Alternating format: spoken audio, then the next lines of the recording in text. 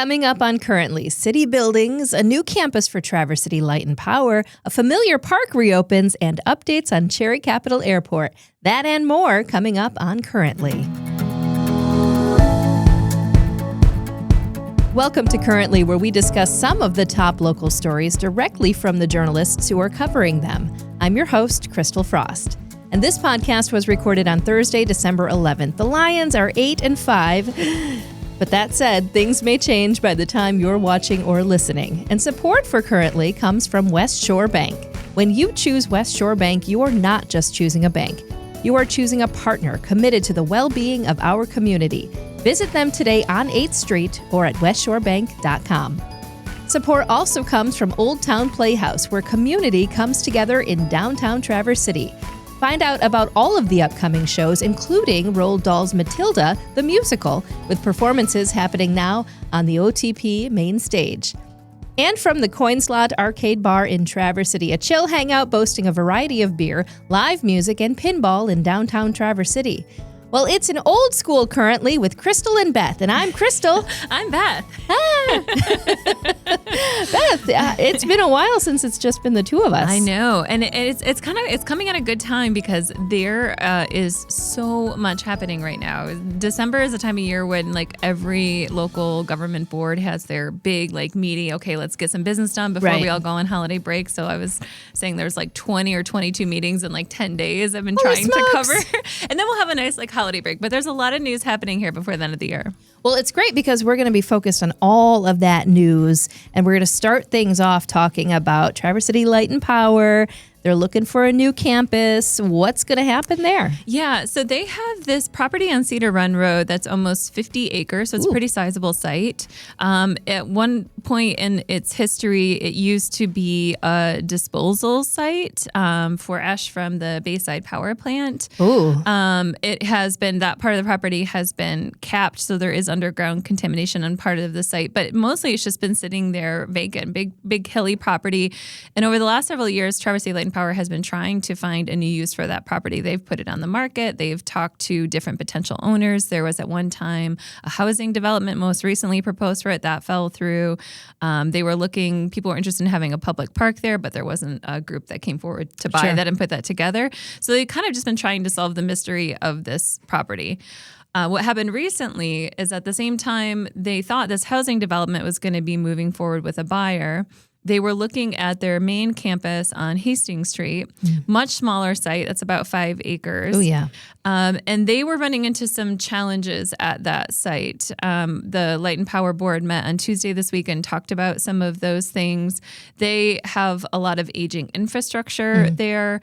The site is configured in such a way that even things as a safety issue, trucks have to back into the property instead of being able to pull in and pull around. So you're constantly have big equipment that's backing in and trying to sort of puzzle into the site there. And a lot of beeping. Yeah, a lot that of beeping comes with for the backing neighbors. up, you know? Sure.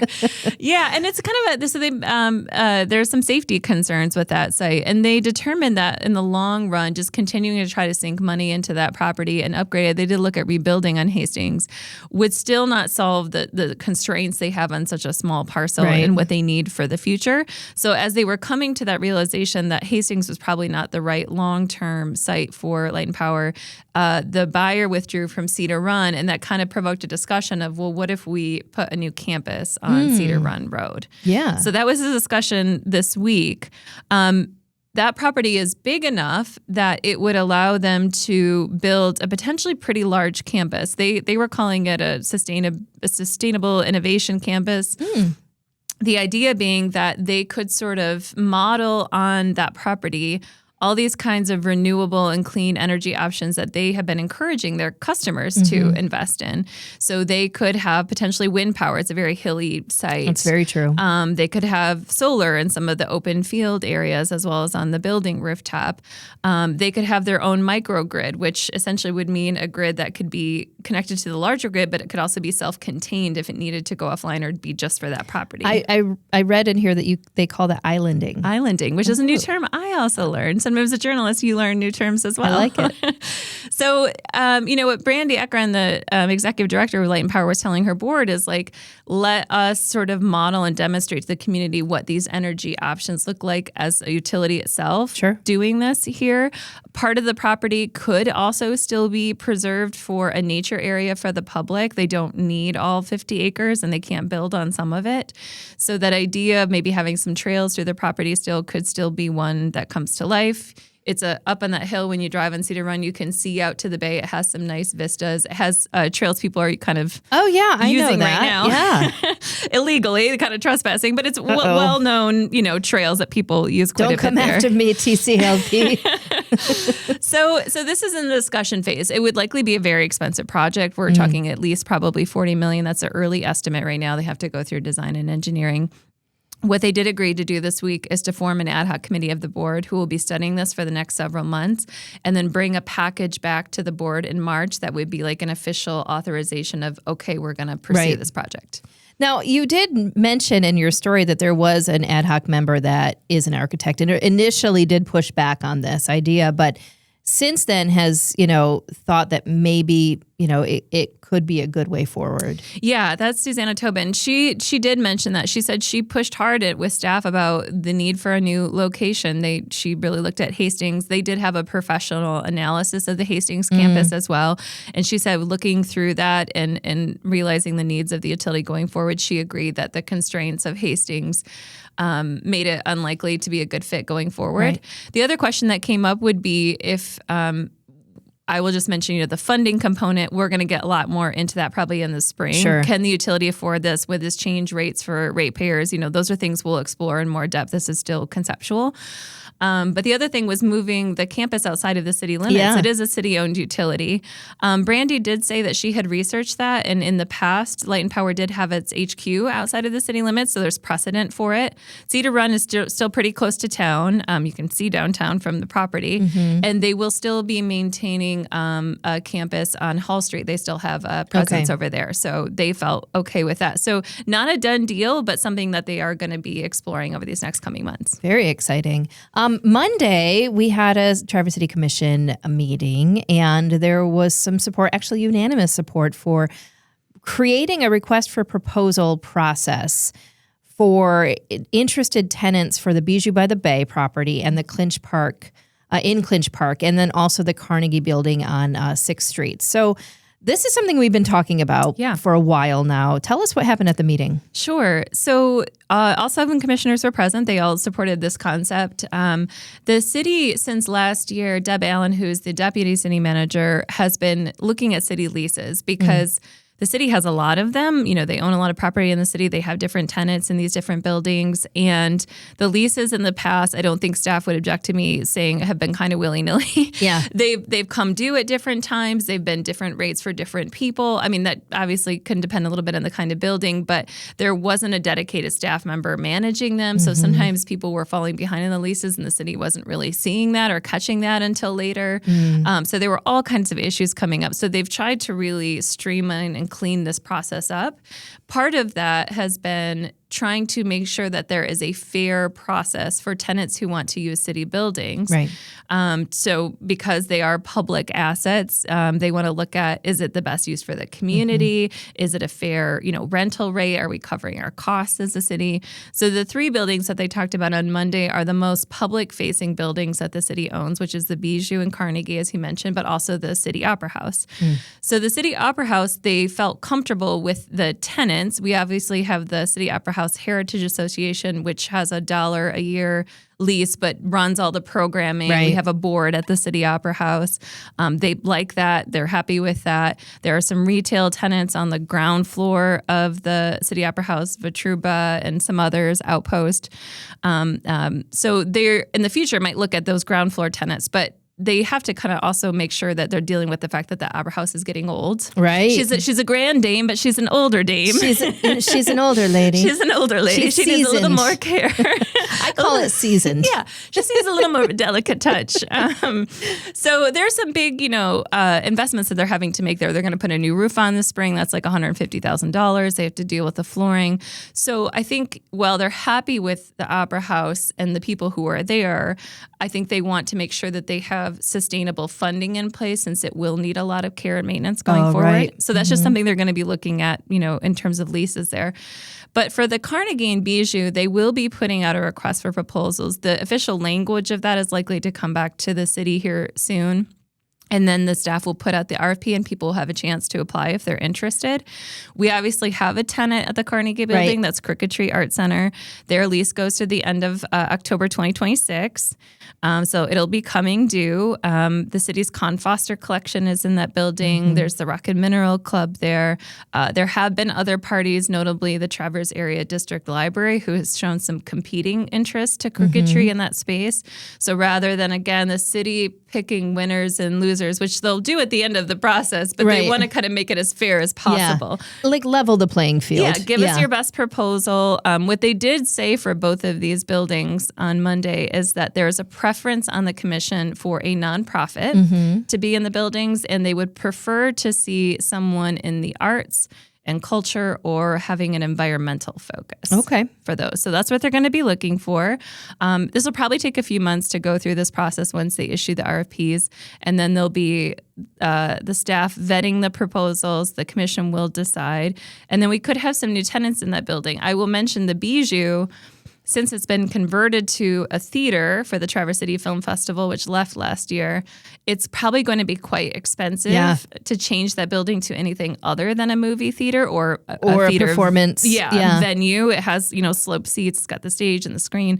So Deb Allen was saying that could be anywhere from $100,000 to $500,000 to change that. So there maybe would be some interest, if this isn't the city, this is me guessing, that someone who wants to keep it without requiring the expensive conversion of that building might have an advantage as well. There have been arts groups in the community interested in doing that. But someone else might say, hey, we would like to do it, and we're happy to help cover some of the costs to convert it. So now, has the film festival removed all of their materials there? I mean, do they actually own the seats? Do they own, the projector, the things that are in there already? A lot of the equipment, to my understanding, I did ask staff about this a few months ago. I think a lot of the equipment has been removed. They still have the seating, to my understanding. There's like the concessions area, kind of booth area in the front.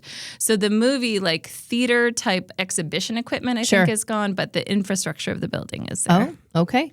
So, I mean, it could be kind of a turnkey for someone who wanted to do performances. Yeah, potentially. There's a stage, right? I mean, I think people who knew that the film festival had, like, again, or the Opera House Association had these $1-a-year leases, those are kind of maybe a different era of lease, or they were bringing a lot of other revenue, you know, or in the case of the Bijou, the film festival paid for a lot of renovations to that building.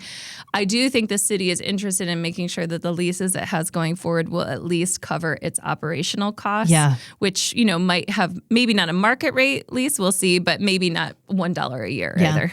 Yeah, good to know. So we'll keep you updated on that, right? Yes, definitely less to check in on that. When I say we, I mean you. I'll come in, keep you updated. Yeah, thank you so much. Before we get back to the news with Beth Milligan, we are going to give you a little word right now for our lead sponsor, West Shore Bank. And, this December, West Shore Bank is spreading holiday cheer, supporting local businesses, and growing their Facebook community. Enter West Shore Bank's Building Community Contest for a chance to win $250, I should say, in gift cards to local businesses. You can complete the form at westshorebank.com and then follow them on Facebook to be entered. Easy peasy. Check out the official rules online for full details on eligibility entry and prize information. The contest is open to legal residents of the 50 United States who are 18 years and older. And don't miss your chance. Follow them by December 31st of this year to be included in that contest. And the winner will be announced on January 7th, 2026. Build community, win big, celebrate local with West Shore Bank. And we're back. Beth Milligan. Let's get back into it. We've got a lot of park news. Can we talk about Camp Greilick? Yes. Yeah. I just wanted to mention with this, and then we have some other park news to share as well. I mean, just because we talked about Camp Greilick so many times on the show in the past, it is now open to the public. It's open, baby. So you can go check it out. If you haven't been, the county website would be, or just, Googling the address is a good way to go. It's on Scout Camp Road, which is off of Hobbs Highway, south of town. And Parks and Rec on the county side has been working for months with volunteers and community partners to get the property cleaned up for people to come and enjoy. It's still early stages, so the trails, for example, won't be groomed this winter, but they will be open for hiking, snowshoeing, cross-country skiing. I've heard there's a lot of big open rolling hills and fields if you want to make some snowmen or take your kids to explore. They're putting in there's a storybook walk that has 20 panels displaying stories. Oh, that's fun. And so that's great. And then on Sunday, December 21st, they're going to be doing a solstice gathering there where they will have a partnership with North Sky Raptor Sanctuary, who is eventual planned tenant for that park. Oh, that's great. So they're going to have a great horned owl. Walden is his name. Oh. Sounds like a handsome gent. And so you can come see Walden, and there's going to be like a luminary walk. It's a free event. So if you go to the Traverse Sticker website, we have information and registration for that. It's free. I love a luminary walk. Right? In the winter, so fun. So nice. Oh, I love it. So yeah, if people have been waiting, I just want to let them know that Camp Greilick is open. And then the other park news that we had, which is the story that's running today, Friday, when this episode airs, is about local park grants. And Northern Michigan got a big chunk of change this year. I would say Christmas came a little early. Ooh, Santa came early. Because there was over $11 million in DNR grants announced for some projects in our area. Wow. I would say the Grand Traverse Regional Land Conservancy and East Bay Township were among the big recipients this year. The Land Conservancy got $5.3 million for the Alberta project, which there's many folks know out in your old hometown stopping grounds. I cannot tell you, anytime I talk to anyone who I grew up with in Benzie County, they're just so jazzed about this project. It's amazing. It's so special. Yeah, it's incredible. And it's a huge project. I mean, this project was the largest funding amount required for a single land conservancy property in its history over 3 decades. They closed on that property for $19.5 million last year. This $5.3 million grant will get them much closer. They still have a couple million to go. There's, it's a huge plan for that site, everything from a public park to a nature sanctuary to a mixed-use development. But that goes a long way to getting them there. And then I'll just mention some others briefly. Another big conservancy project in partnership with East Bay Township was $4.8 million for the Ridge. Oh, yeah. This is our closer to our neck of the woods. This is a property between 4 and 5 mile roads in East Bay Township. That $4.8 million will allow East Bay Township to buy a conservation easement for that site. Oh, wow. So 333 acres, quite a big property. And so that site then will be permanently protected. The Conservancy will own it, which takes the maintenance stress off of East Bay Township, but they still know that it's protected forever. There's a lot of interesting different kind of environments there. It has really sensitive watersheds. It has beautiful views. It can almost see all the way to Sugarloaf at some of that. So for the public, I would just tell you that in the spring, the Conservancy is going to be starting to build new trails there. Oh, yeah. They don't know whether or not it's going to be open in 2025. There's a lot of work to do on the property, but they're trying to get it open as soon as possible. When it does open, that will be a beautiful That's hiking going to be place. huge. Yeah. I love it. And then the last couple I'll just mention quickly, there was $400,000 for the 3 Mile Trail Extension Project, which is, building that trail out from South Airport to Hammond. So some good funding for that project. $400,000 for the Vasa Trailhead, okay, great. which is going to let Grand Traverse County and these great groups that work with Vasa, who have been working so hard on this project, do a lot of improvements to the parking lot and trailhead area. That's obviously heavily used site, so people are excited about that.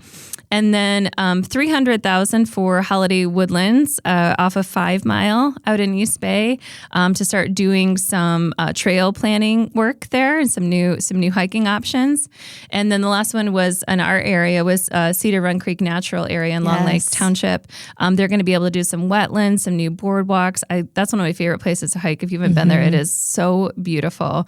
So they'll be doing some work there as well.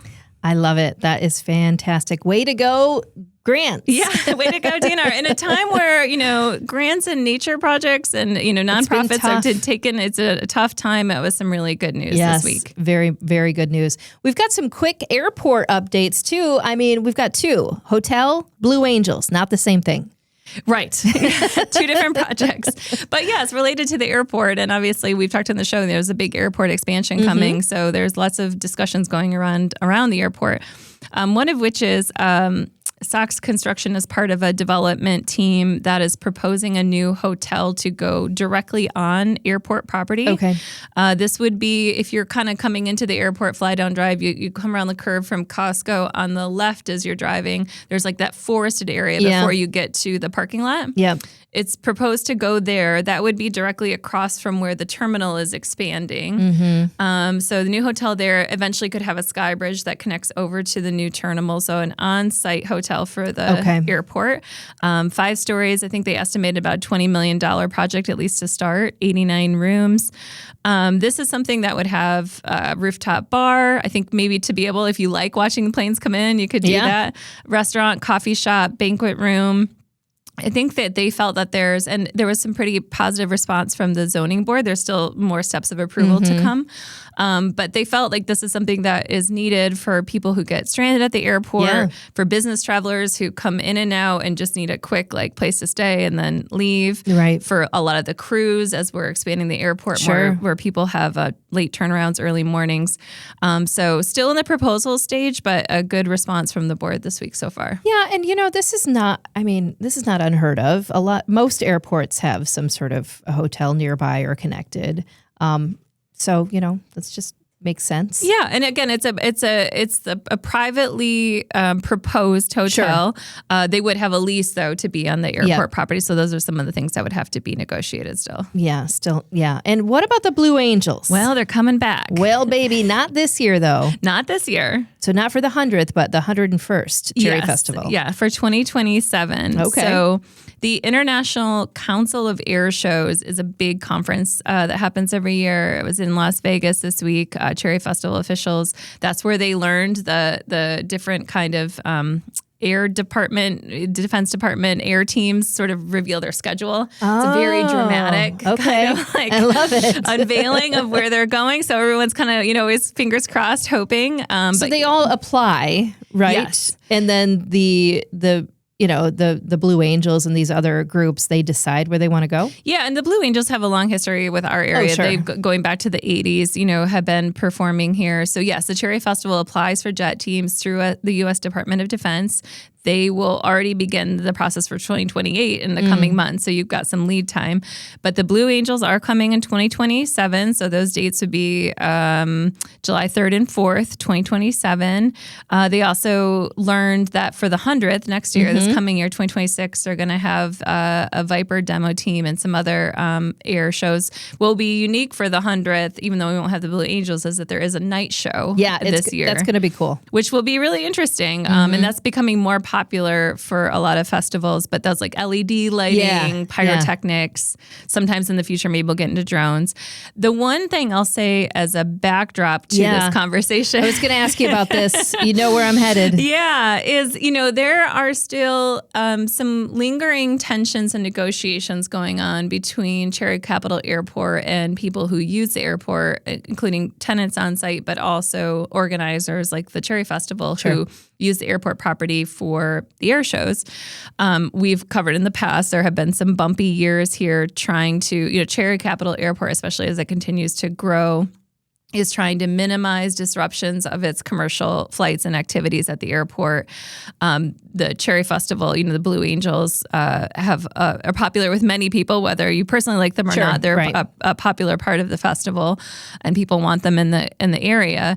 So trying to negotiate those two things has sometimes been tense. I do expect in January there was a discussion at the NRA board, the Airport Authority Board this week about changing the rules for tenants and users of the airport.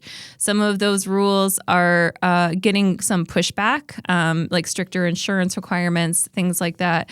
The Cherry Festival has said some of the proposed rules would almost make it impossible for them to operate the air shows. They ended up pulling the air show part of that discussion off the agenda this week because they wanted more time to research it.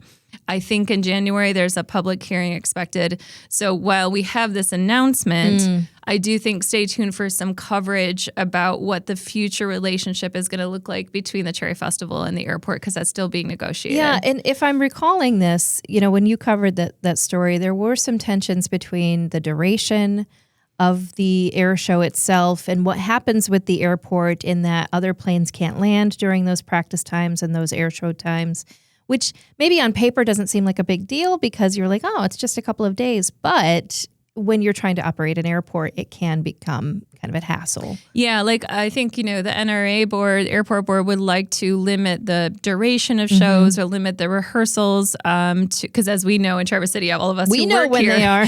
You can hear them all week. It's not just the 2 days of performing. Right. There's days of rehearsals as well. So you can hear them quite a bit. And so they're trying to, again, reduce that disruption of their air traffic.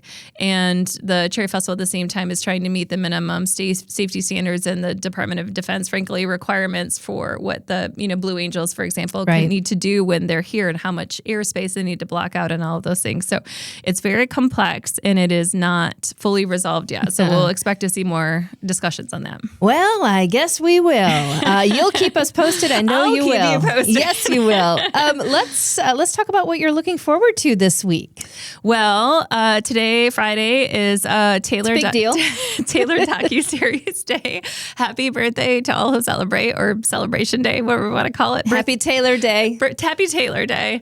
So we'll be going to our buddy Ben's house and watching some of that today. I'm excited for that. I also have some Christmas parties this weekend, including I think we're going to stop by West Shore Bank. West Shore Bank. I know. Our amazing sponsor. We are going to that party. And I was just looking at my schedule though. I'm going to be dressed for the Christmas party when I go into my therapy session with my sequins pants on. Yeah.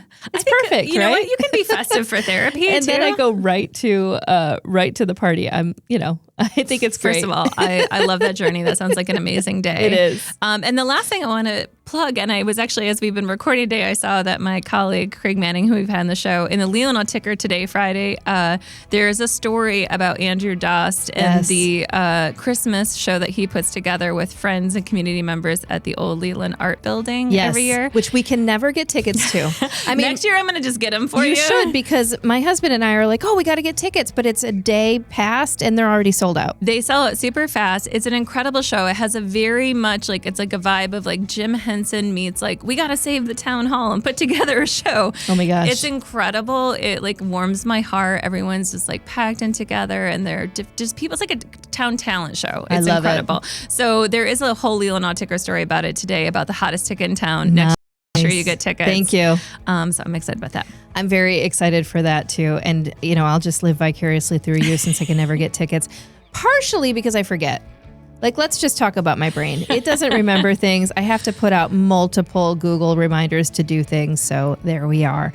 I too am excited about Taylor Day happening today. Mm-hmm. I'm also excited because I'm getting myself a facial tomorrow, which I don't do a ton when it comes to that kind of self-care, but Pavlova, the day spa here in downtown Traverse City, they had a special and I went, I'm doing that.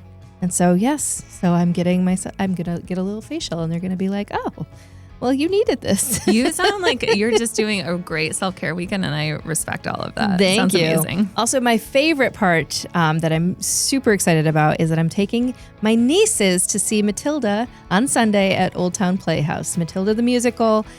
Super excited about that. We are going to see, and then we're going to go get sushi. Aww. My nieces, one of them loves sushi. The other two have never had sushi, so it'll be an experience. And I'm taking my nieces and nephews next weekend. Oh, are you? Yes. That's fantastic. I've heard great things about the show. People are really excited about it. Good family show. Yes, super excited about it. Well, I have to say thank you so much for another great episode. Old school, OG episode of Currently. And we are going to be back next week. Be sure to subscribe to the show on all the platforms. You can do that at crystalfrost.com. Follow us on social media. We're everywhere. You can also subscribe to Currently with Christal Frost wherever you get your podcasts. And you can watch the full show on YouTube and Facebook. Now, Currently is a Compass Local podcast produced by the one and only Pancake Boy Productions here in Traverse City. Big thanks to our sponsors, Old Town Playhouse and the Coin Slot, and to our lead supporter, West Shore Bank. We'll see you at the party, West Shore.